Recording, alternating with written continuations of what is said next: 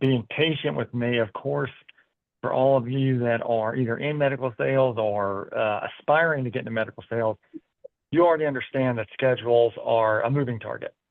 So I was just popping out of cases and running down to the hospital I'm in to jump on this call. So Courtney, correct me if I'm wrong, it looks like we have a couple of people here right now. Is that what you're saying? Maybe we got Thomas, Brian, Carolina. We do. We have Sandy, quite a few Katie. people here. Okay, that's great. So look, welcome y'all. We really appreciate you being on the webinar. And like Kendi said, Courtney is, I mean, she's, first of all, one of my favorite new people that I've met through the Lobby Network. But today we're just going to talk about how to take control of your medical sales career.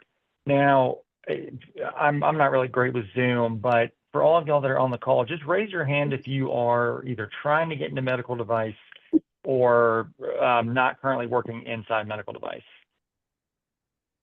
Katie? All right. So Carolina, well, I know you, Carolina. Thomas, not working in.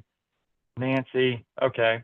So we've got a couple of people. So this is going to be, this is going to be great for y'all to hear too. So again, welcome for being here, Courtney.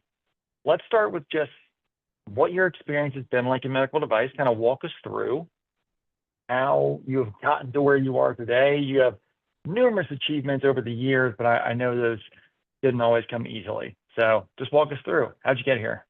Sure. Well, again, thank you everyone for being here today. I am willing to be as open as I can, as authentic, vulnerable. So if there's any question you want to ask me, please, I'm an open book and I will try to answer it the best I can. But to just share a little background on me, I'm a Midwestern girl, originally from Indiana. I love to bet on big ideas and discover things that light people up. For example, I now love to build sales teams and just see them thrive. I like to, as I said, bet on big ideas. So I invented a product that was on Shark Tank, left medical for a short period, did a deal with Mark Cuban and Lori Grenier. It was nothing in medical. It was super simple, but quickly learned that, you know what, it just wasn't going to make ends meet. And when I went back into medical device, I said I'd only work for startups because that's what lit me up inside. But if I really want to kind of backpedal a little more on what that journey was for me in medical device, I started in B2B sales way back when. I'd like to say it was like 5 years ago, but we're talking like 25 plus years ago. I did the grind. I did a year of picking up the phone, dialing for dollars for a good solid year. And then I found my way with a recruiter who got me into Stryker. Super fortunate, right? Like the big med device, I couldn't have been more thrilled when I got that call. But I will tell you, when I got that opportunity, I put my whole heart and soul into it. I started as they called it a clinical engineer. It was a new division for Stryker at the time. So really, I was covering the whole East Coast, half the US. Nobody knew how to sell this product. I would go in, I'd be thrown into surgeries I wasn't even trained for. I am not kidding you. I remember going into a brain surgery, running my technology, never seen a brain surgery, but I'm the expert, right? So it's just being thrown into these really high intense pressure environments, but knowing how to keep yourself cool and calm under pressure. My career evolved. I went to the next level of sales at Stryker, ended up being brought in-house to be a product development manager, where I oversaw the global product line. I got to travel the world with Stryker, but then slowly found that my passion was being out in the field, sales. Because I love people. I love to see people shine. I like to be curious and hear what they have to say. So as I found my way up and through the leadership side of Stryker, I knew that's, again, where I really wanted to be. So I did the Shark Tank thing. We already hit that. I got back into startups. And that's when I really discovered what was unique about being a sales rep. And that was identifying, know what makes you shine, How do you stand out from the competition? You all, many of you are here trying to get in the industry. It's competitive, right? And there's a lot of great reps out there. But I'm going to tell you, there's still a lot of bad reps out there, and there's still room for you to shine and make your mark. You just got to know what that is inside of you to stand out. So now I worked for a startup doing lung cancer diagnostics. That company got sold off, and now I work for a startup called Cooler Heads. And it seems very simple. I used to be in robotic sales, like in the OR, the real intense environment. Now I have a product that helps chemotherapy patients minimize hair loss called scalp cooling. And I will tell you, it's one of the most rewarding jobs I've had to date. I've been with the company before we commercialized, and now I'm seeing my team explode and our product explode across the US. So it's a really exciting time. I just went on a tangent about my backstory. So Brendan, where would you like me to go from here? Let's bring it back in, Courtney. Look, and this is why we love Courtney Turek so much. You can feel through the Zoom screen just her energy and her passion. And this is one of the reasons why Courtney has gotten where she's gotten, because she understood or discovered a long time ago that brightness, that light inside of her is where she shines. And I mean, Courtney, you said that you got into that global leadership role, and that's something we all kind of aspire to, right? We say, okay, I made it. I got to that, executive leadership role, but it didn't fill your cup because it didn't align with who you are as a person. And I would guarantee that, in the VP of sales at Cooler Heads, and even in your, LinkedIn coaching or I'm sorry, podcasting that you're doing now, that is where you feel most alive. And to me personally, finding where your personality, where your purpose, where your values align is very important. Now, don't get me wrong. When you're breaking into medical advice, I can't guarantee that an associate sales role is where your purpose and value aligns, but there is a starting point for all of us. So don't neglect those first steps on the way to greatness, because everybody has to start somewhere. And sorry, Thomas actually has a question. So how did you, Courtney, find the smaller startup medical device company? So how did you get into the startup space? Yeah, so great question. Again, I was at Stryker Corporate, and once you get your foot in the door, you start networking.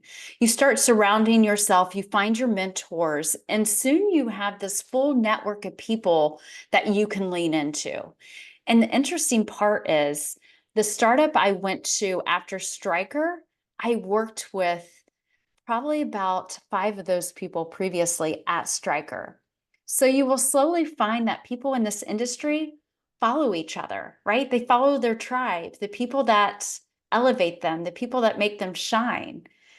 We've all heard the theory, surround yourself with people that lift you up. There's a truth to that. So if you really want to know, are you moving in the right direction? Look around at the people in your tribe, the people who are trying to push you forward and get you where you want to be. Well said, Courtney. And this is something else. We're networking with the lobby. I mean, that's what this organization is, and it's growing into much bigger. But networking is not just about getting a job. And as y'all are putting in that time and connecting with reps and trying to just build that network, I highly encourage you to treat it as a way to serve others, not a way to serve yourself, because you will build much stronger connections and they will take you much further if you come from a place of serving others, as opposed to just, hey, you know somebody that can get me a job? Because personally, when I get those messages, I just kind of cringe, because that's not, I mean, you got to connect with others. And when it comes from a place of just, hey, help me out without knowing me, it's not great. So Brian Freeman, Courtney, he asks, what are 3 traits that set apart that excellent medical sales professional from just a good or mediocre one. So what do you think? 3 traits. Yeah, 3 traits. Good question. So grit, resilience, and I mean, gosh, I could go in so many different directions here, but confidence is a big one, especially in medical device, because you're dealing with some already high achievers, some really intelligent people, and they're going to push back on you. They're not going to push back on you once. They're not going to push back on you twice. They're going to push back on you a lot. And you've got to feel really Yes. good in your skin and really confident in your product to keep pushing forward. Well, confident in your product and confident in yourself as well. So when I think about just our overall sales abilities, right? If you take the different skills of prospecting, negotiation, qualification, presentation, problem diagnosis, answering questions, all those are different skill sets as part of your sales engine. But confidence is the oil that keeps it all running smoothly. And confidence can drain if you are not reaffirming the confidence that you have, and trying to work on building your competencies, challenging yourself, making sure that you are going to be ready when those tough questions get asked. The engine's going to fall apart. It's going to break down. And so those are steps you can take every day just to build up that confidence. So Carolina, you're asking about some key phrases. Carolina, do you want to come off mute and just ask Courtney directly your question? Absolutely, yes. So I'm pretty sure that this practice, first, Brendan, thank you for the invite. I love this so much.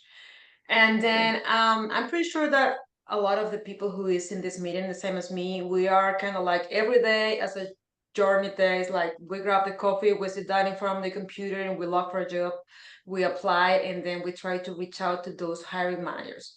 Of course, there's many ways to approach them. So what are those keywords or those phrases that maybe you read and you say, oh, you know what?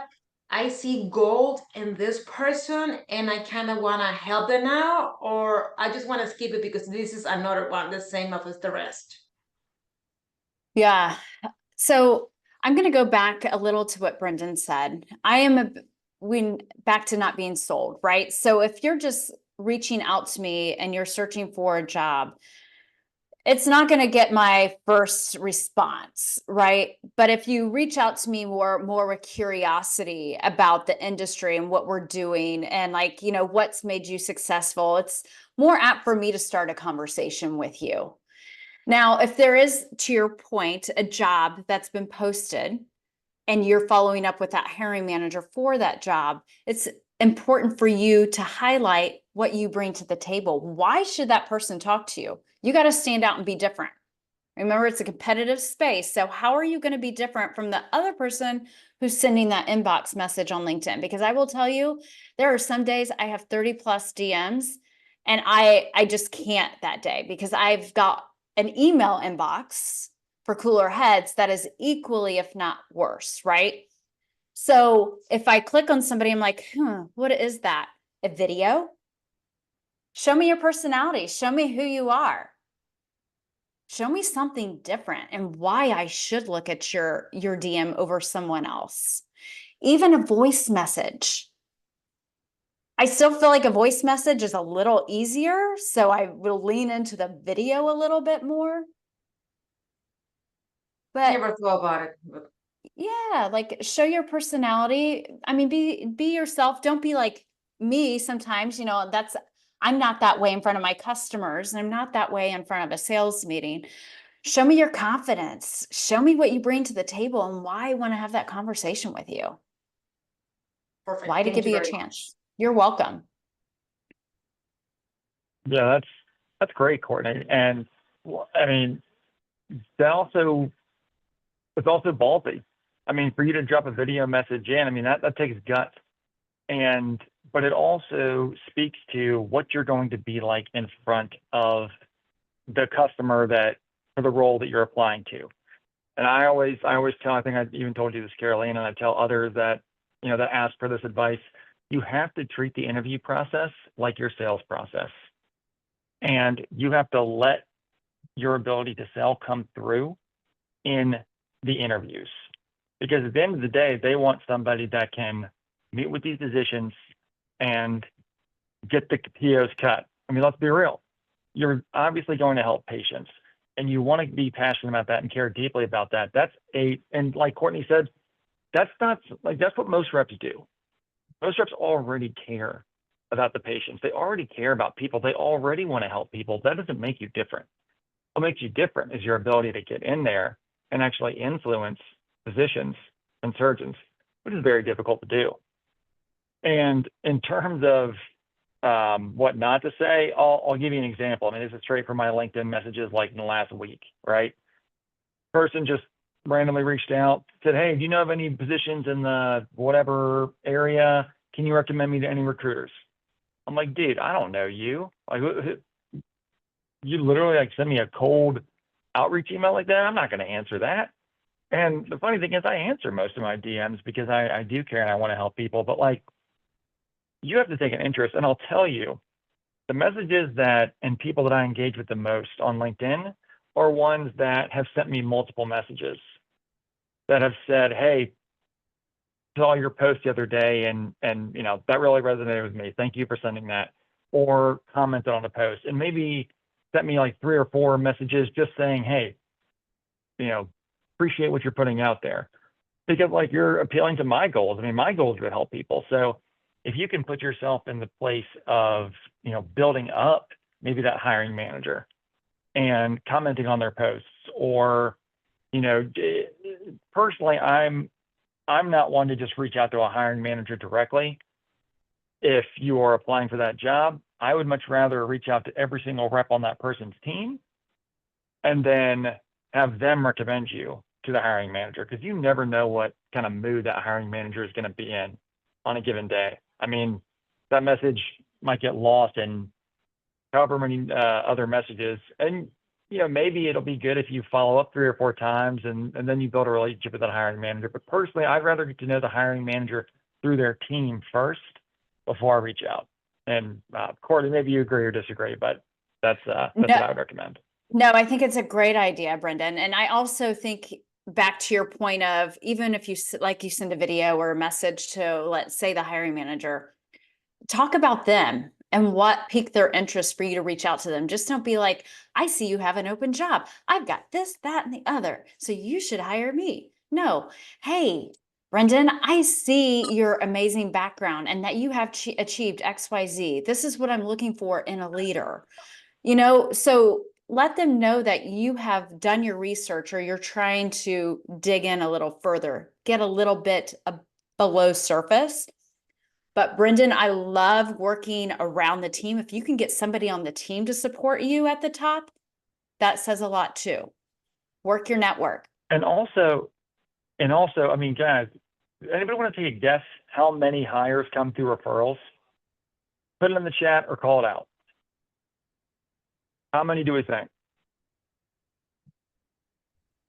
80 to 90%. Exactly. Is that Katie? Yes. It's 70 plus, right? So if you can build a relationship with somebody on the hiring manager's team and they recommend you, you already are in the top 30% of applicants, no matter your experience. And maybe if you're a college student going out for a capital rep job, let's keep it in perspective here. But I mean, if you're a college student going for an associate Stryker role, that's who they look for. And if you can build a relationship with someone on the hiring manager's team. I mean, Courtney, I think of Amelia Jones in our lobby network group. She networked her butt off, I think her senior year of college, and got a job with Zimmer Biomet as an associate rep. And I mean, it was literally just through sheer networking, connecting, and not giving up on it. But I mean, she didn't have the sales qualifications. She didn't have any of that experience. And she broke into one of the top medical device companies in the world. So she had grit, determination. So important. Yeah. Yes. And yes, absolutely. something, Brendan, I don't know if you saw this on LinkedIn or if anyone else said, and I don't remember the statistics, but I can find them. But you are more apt to find your job through a connection of a connection of a connection, something that not your immediate connections. So you really need to work Yes. those people you don't know, reaching out to them and starting the conversation. Yes. And that's this what is Amelia where, did. She would reach out to people right, and ask for a exactly. coffee chat. Hey, what's made you successful in the industry? I want to learn, you know, more about you. And it worked. Exactly. And that's where this mindset of networking, it's not to just find your hiring manager and impress them and get a job. It's to open up and start, building those synapses between everyone to where 2 months down the road, that person you talked to, that one random event said, oh, wait, I remember this guy. Yeah, he made an impression on me. Oh, this recruiter reached out to me about a job. I don't want a job, but this guy might, want one. I mean, I literally just did that for somebody that I met at the Lobby Network event in Charlotte a couple of weeks ago. Recruiter called me. I didn't want the job, but I had talked to this guy about getting a specific job in that specialty. And so I recommended him to the recruiter. Not everybody may do that, but you have to build those connections and you have to do the work. And to your point, Courtney, I do agree. 3 to 4 connections is probably how you get the job, not just the one. Now, Brian, I love this question. Can you ask this and maybe elaborate on what you mean here with your autonomy question? Yeah. So obviously, with so much autonomy, you're working by yourself a good amount of time, but obviously you're collaborating with staff and surgeons. I want to know how does an excellent med sales rep kind of prioritize all those tasks? With so many things coming at once, how do you prioritize everything? You're right. There's a lot to prioritize, and being really on your own on an island, our home base is our home office for most majority of us. For me, and Brendan can also jump in, but it is starting out, you have to have structure to your day. And when I say structure, you have to start, or I have to start out with my to-do list. I have to get it on paper. I have to get it down, and then I have to prioritize what's the most important for that day. At the same time, from a sales perspective, and Brendan being in capital as well, I have to keep my deals at the forefront because you're working so many deals all at the same time. So I also, on a separate page of my notebook, have every deal I'm working on. So it just stays at the forefront for me all the time, as well as my quota. I write my quota at the top of my paper. And I reference it every day because it's back to what Brendan said. It's all about that mind. Thank you. I love that, Courtney. I'm probably going to start writing my quota just, on my hand every day or something. That's brilliant. And Brian, I'll tell you, we talked earlier about what separates the best reps from just the good reps. And to me, it's this territory management aspect. And it's treating your territory like a business that you own, not just that is given to you and that your manager is going to, get the nuts and bolts. You have to understand your numbers. You have to understand where your sales growth is coming from and where your losses are coming from and why. And you have to dig into those. And so for me, I sit down every single month and I just review my business and figure out, okay, where am I staying on track? Where am I getting off track? Where is my trajectory a little behind where I expected it to be? And so staying on top of your business, I feel like separates the best reps from the other ones, because it's very easy to be a rep and just wing it and just go out and, flash a big toothy smile and crack a few jokes and, somebody will probably buy off of that. But if you can't manage those large deals, which require multiple stakeholders, multiple gatekeepers, numerous steps throughout the hospital buying process, depending on your specialty, you're going to fall apart. You're not going to be able to be successful in this career. It takes a lot of organization. But I would also say it's very important to understand your personality. So Courtney has a to-do list. She's a to-do list person. You can already tell, right? I am not a to-do list person. I try, it doesn't work for me.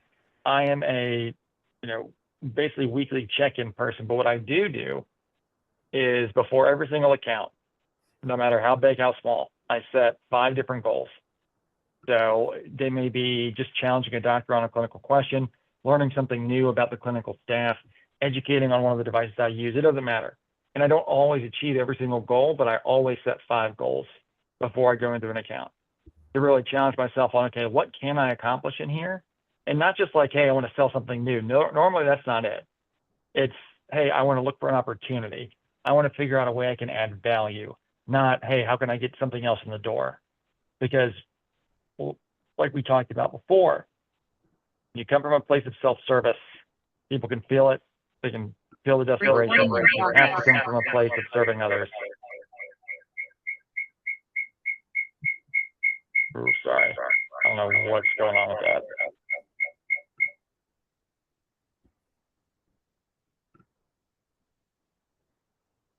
All right. Brendan, awesome point. Having a goal for every meeting is something that not enough reps do. So before you go into a meeting, you should know what you're trying to get out of that meeting. And to Brendan's point, it's not always, I'm going to walk away with an order or a yes. It's, oh, I'm going to go in because I want to meet Dr. Johnson, right? So who am I going to talk to make that introduction? Or who's the next person I'm going to get to help me elevate that deal? Or I'm trying to really uncover their pain point. So, right, like have a goal in everything you try to accomplish. And even when you go into an interview, what are you trying to accomplish when you go in there? What do you want them to walk away knowing about you? Yes. Can I just say this real quick? Because I've had way too many interviews lately where people do not close the interview. If you're going to be in sales, I have to just say this because I am mind blown by how many people I've interviewed lately who do not close me at the end of the interview. If you want to be in sales and you don't close your interview, just forget about it.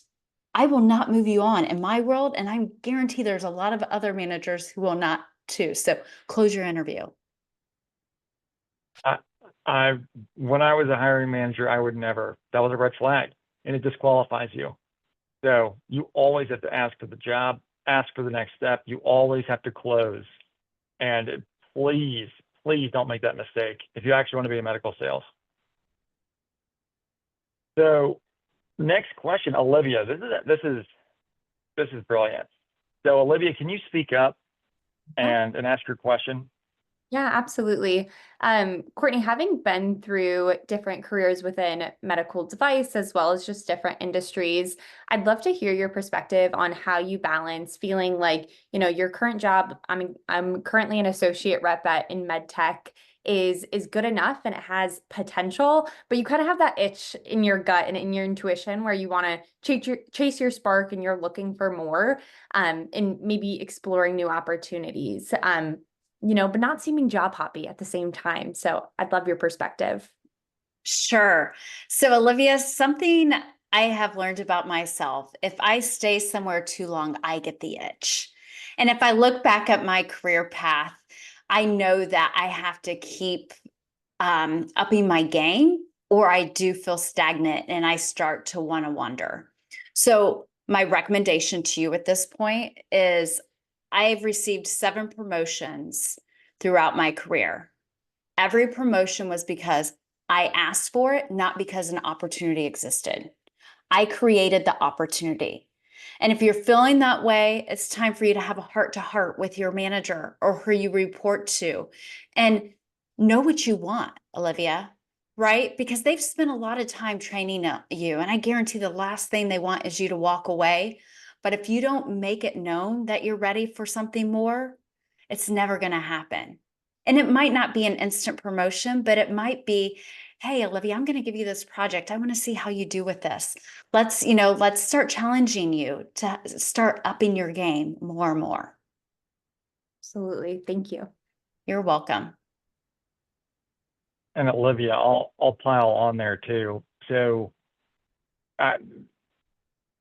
you have to know 5-10 years down the road where you want to be. And I'm guessing it's not an associate sales rep, right? Now, you're probably thankful for that associate job, correct? It's okay. It's okay to be thankful and grateful for that and still acknowledge that you're capable of more and can provide more value. Now, I also want to challenge you. You have to be able to prove that you can provide that value, which means that you've done all the right things. You've trained yourself. You have learned the products that you're selling. I always saw it whenever I got promoted, is that you cannot give anyone a reason to choose the other guy. You have got to leave everything out on the table. And so that's how I always approached my jobs. I never like people that say I outwork everybody. Everybody works hard, okay? But a lot of people don't know what they want. And I think that, like Courtney said, will set you apart. If you have a 5-10 year plan and say, okay, yes, I want to be a sales rep in 2 years. I want to be a regional manager in 5 to 6 years. Hiring managers respect that and do not see that from a lot of other reps. When we're talking about advancing your career, it's all about differentiation.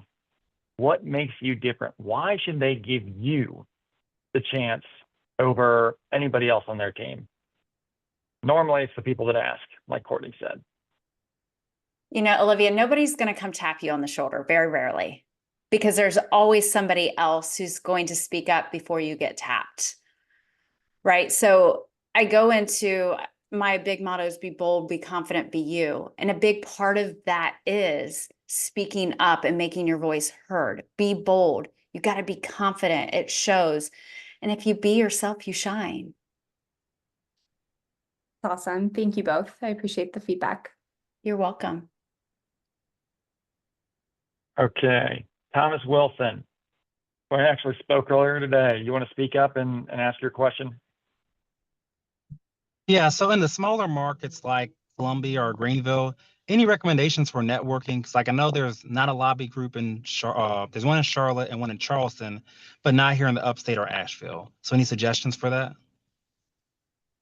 Yeah, and Brendan, you might know as well, but I know a lot of the reps that cover that area are also in Charlotte. So my recommendation is to integrate yourself into the lobby network in the Charlotte market and integrate yourself with reps and leaders in the Charlotte market.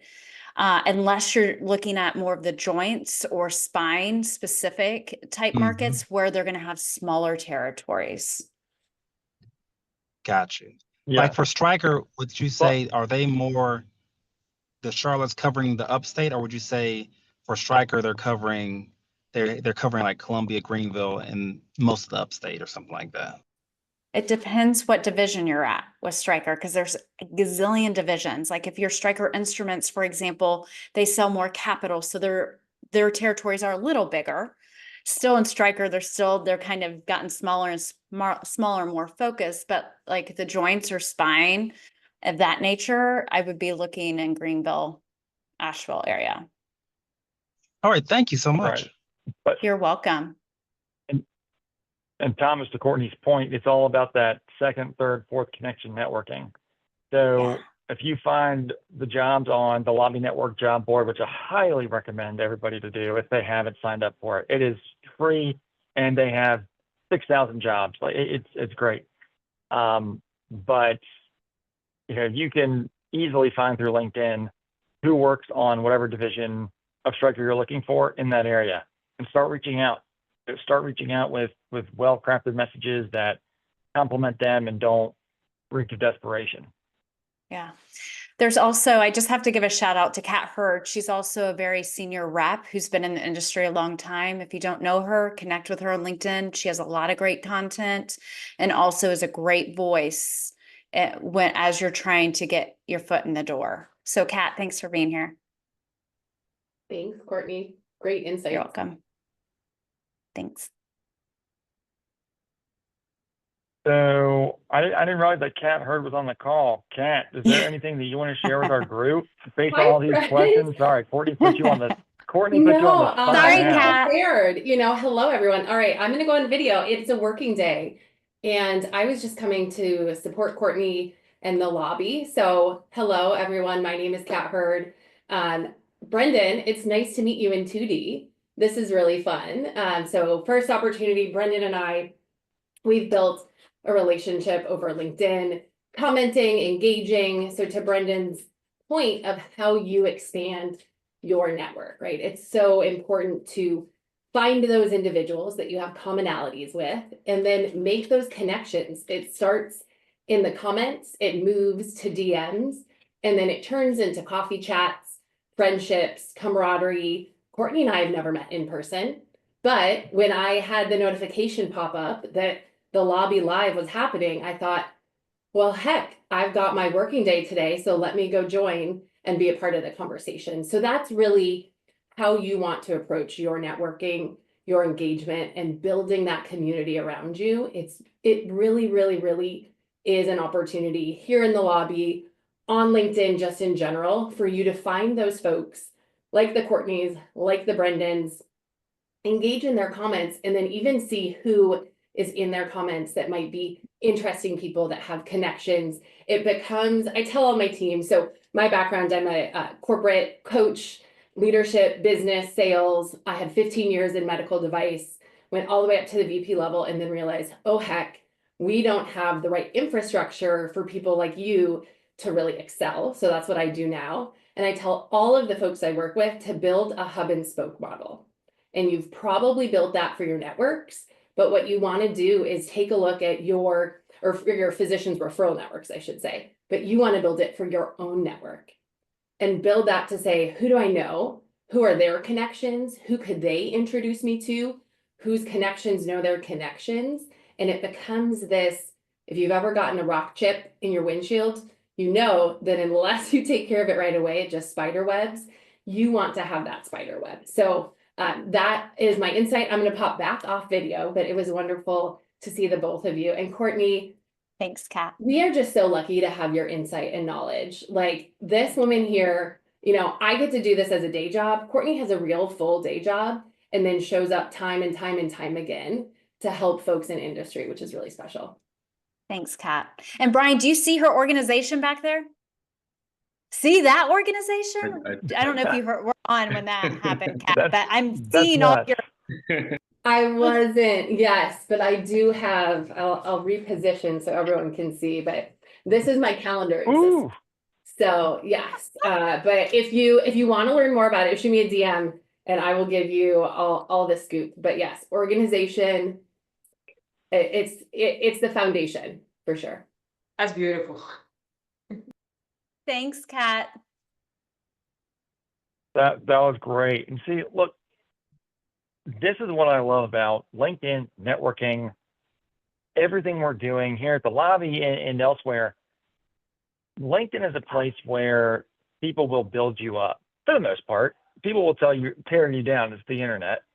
But most of the time, people want to help. And I've just been very blessed to be part of this organization and to meet people like Courtney and Kat, literally just through some like LinkedIn comments or whatever. But you never know who is going to remember you. And so when you build these connections with others, you lose control of it in a good way. You have people working for you without even realizing it. And that's where your network really shines. So let's keep moving on to these questions because these are great. Nancy, are you still on the call? Can you, I kind of love this question. Your best closed interview quotes, phrases. Can you maybe speak to this question a little bit more? Hi, Still on? yes. Maybe not. Oh, Yeah. okay. Yeah, I had like some interviews and sometimes I don't know why my camera, yeah.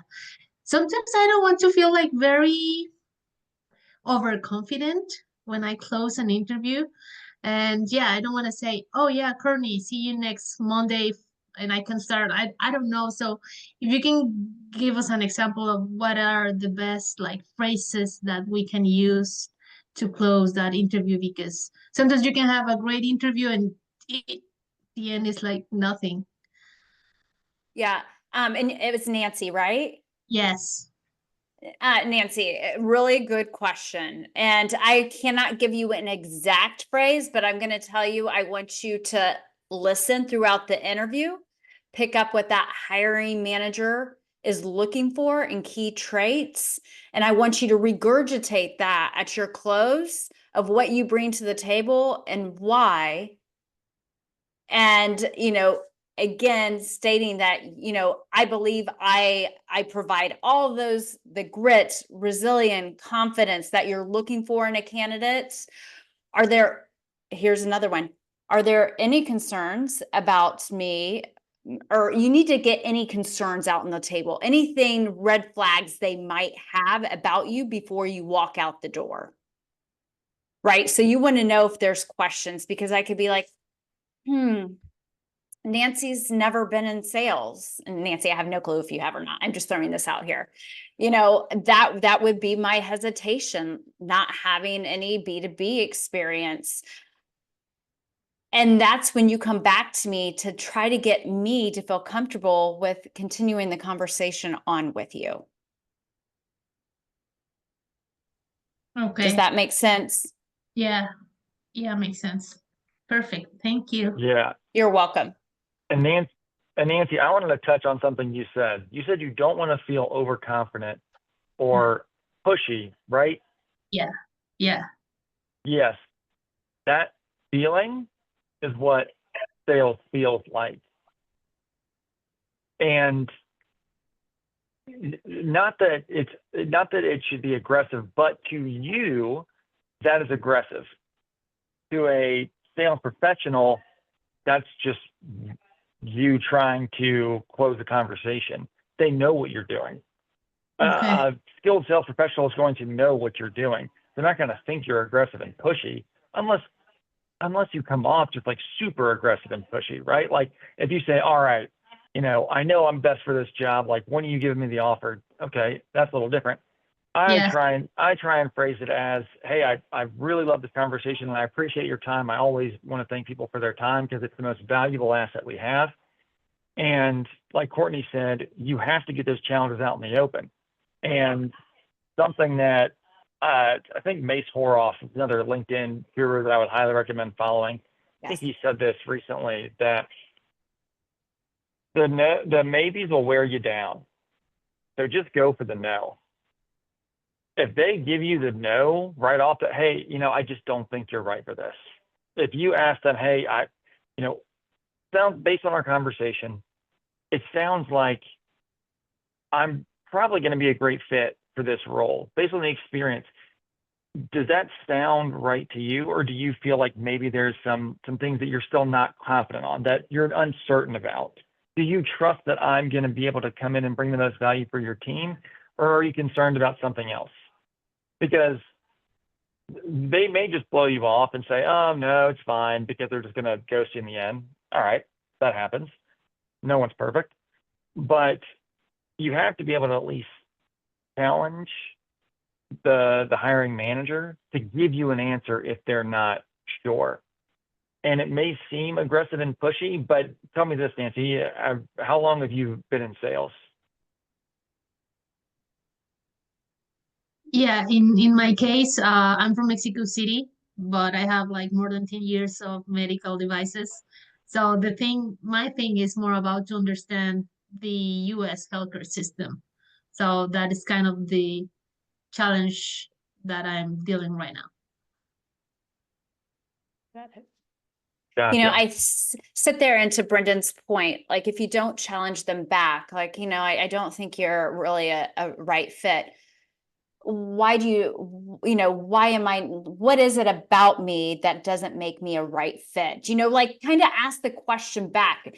And reason being, that's what I want my sales reps to do with a customer, to understand more. If you just walk away from a customer when they say no, you're not doing your job, because that's really, they say, when the party gets started.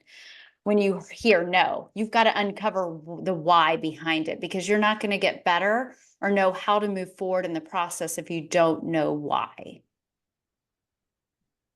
Yeah, makes sense. Nice. Thank you. You're welcome. Yes, well said. Jeremy, do you have a question?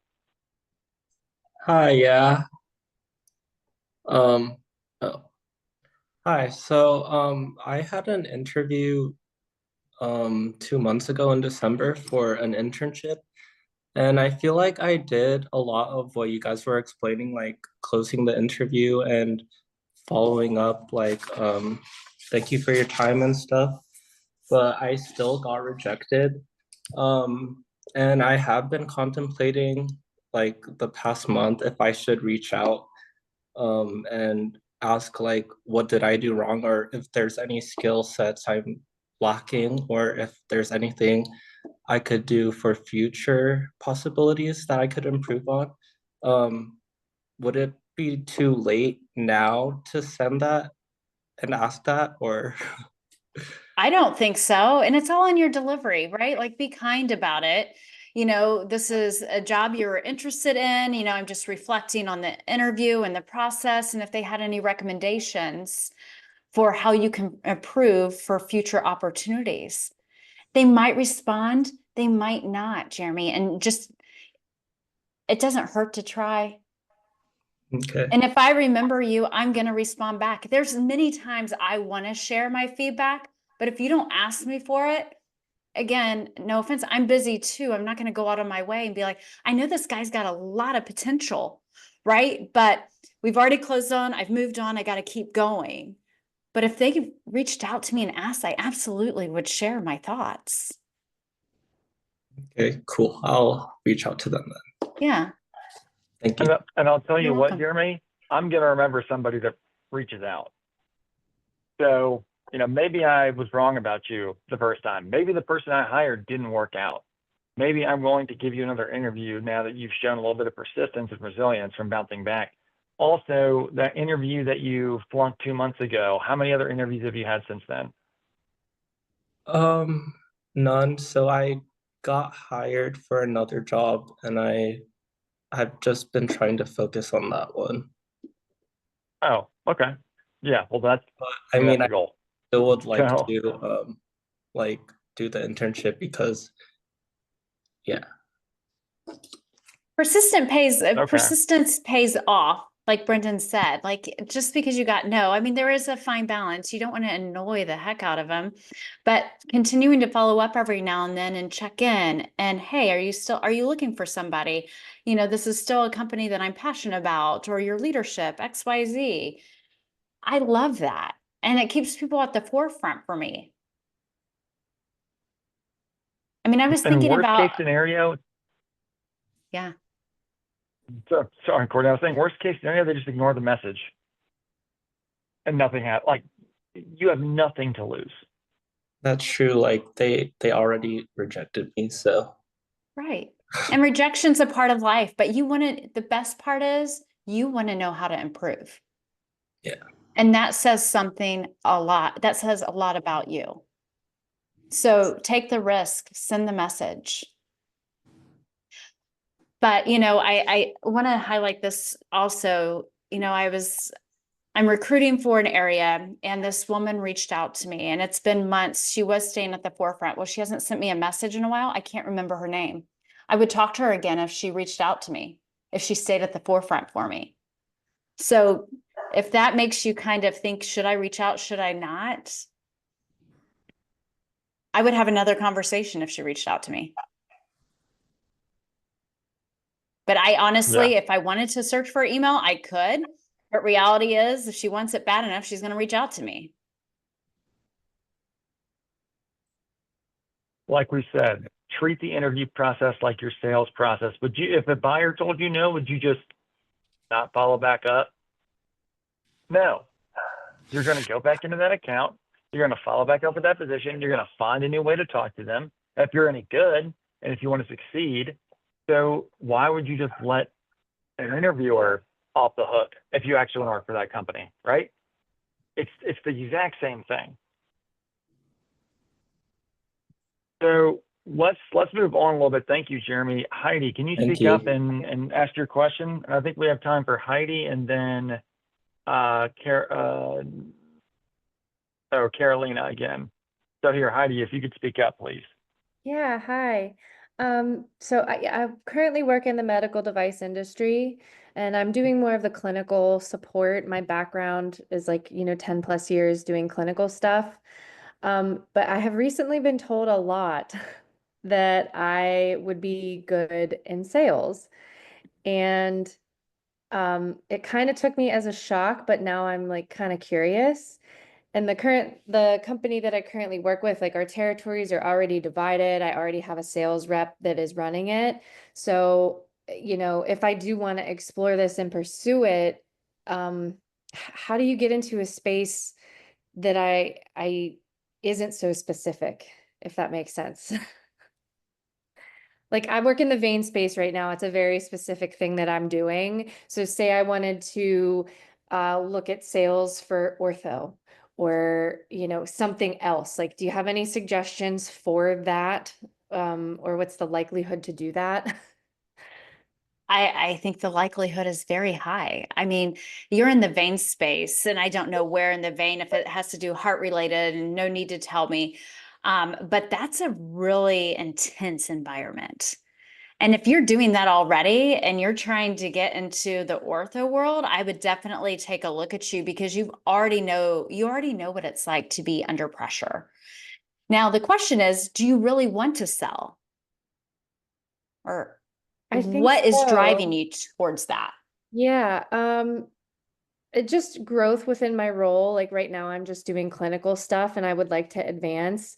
I had a good friend say, like, where do you see 50-year-old Heidi? You know, is it an executive within a company? This may be the opportunity to kind of pivot and step into a new role to develop skills to get to that executive level. And that kind of was a little eye opener for me because I come from doing patient care. So I never really saw sales on my plate. So now I do want to explore it and I am interested. And I just am really trying to learn, you know, more of that, the sales side of the business. So, You know, Heidi, as a clinical, and I've seen several clinicals who don't give themselves enough credit for the selling they're already doing, and you don't even know it. Because number one, you're putting the patient first and you're doing what's right in the moment, which ultimately sells, right? So if you keep that patient mentality at the forefront and you're really there to help the physician make the right decisions, make the right moves, and you stay in that type of realm, like say a disposable type environment, you're going to thrive. And you'll learn little skill sets along the way of, you know, now I need to say this because I can really, you know, push the deal over the top. So I would just say wherever you're going to move next, I would just make sure you're passionate about that space. We all bounce around from different specialties. I mean, I've been in ortho, ENT, neuro, spine, trauma, lung cancer. Now I do a lot with breast cancers, primarily on scalp cooling. So you can bounce around, but if you are really trying to stay focused in one area, make sure you're passionate about the product or what you're trying to achieve for the patient. that is very helpful. Thank you. You're welcome. And Heidi, I'll also tell you, yeah, everything Courtney said, but also understand that selling takes different skills and understand what those skills are. So you already have the clinical background, which is something a lot of salespeople don't have. I came out of the wine and spirits B2B background. I knew nothing about healthcare, medical device, nothing, absolutely nothing. And I did have really good transferable management and sales skills, which has helped me a lot in medical device. I'm just learning new products. But you know, you have to play that clinical specialist angle hard. That's your strength. And just pair some selling skills with it. And I mean, you're going to get whatever job you want. For sure. You know, Brendan, you said something I think really important is it takes all different types of people for sales. Yes, you're going to find the companies that want to put you in the box. They're out there. But really, I don't believe in the box because as long as you know what your strengths are and you can play into your strengths and you let those strengths shine, that's going to help you in this industry.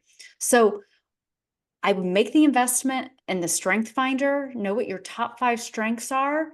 Don't look at the bottom, look at those top 5, own them, believe in them, and know the pitfalls of those top 5 strengths and write them to the end. Use those at your interview. If you can speak to those, you're going to start to see a whole new level of confidence in yourself.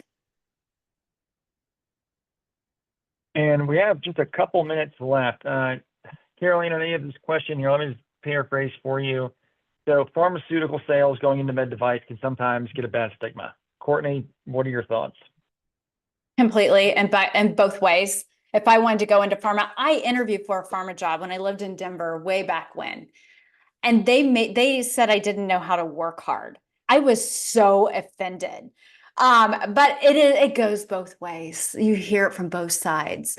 But if you can still get your foot in the door as a pharmaceutical rep trying to get in device. You just got to, show you're committed, like, to change, how to hunt. That's the biggest fear, is a pharmaceutical rep coming into med device is you're given a list of the theory is, and I believe there's more, and I'll tell you why, is that you just go up and give lunches.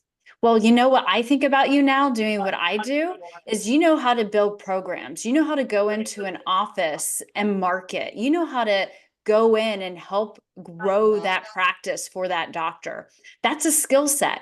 And there's a lot of medical device companies who are looking to do that now for physicians and their practices. Let me go grow a scalp cooling program for you. Let me go grow a lung cancer program for you.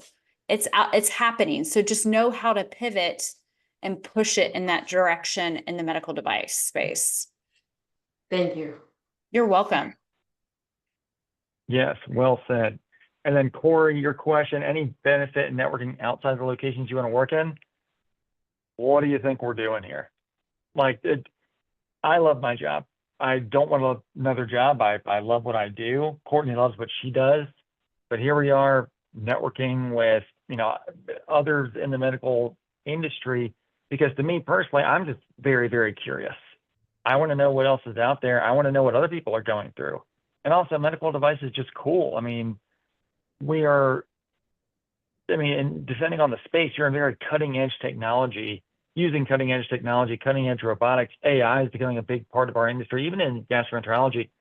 And so you get to be at the forefront of some very cool innovations.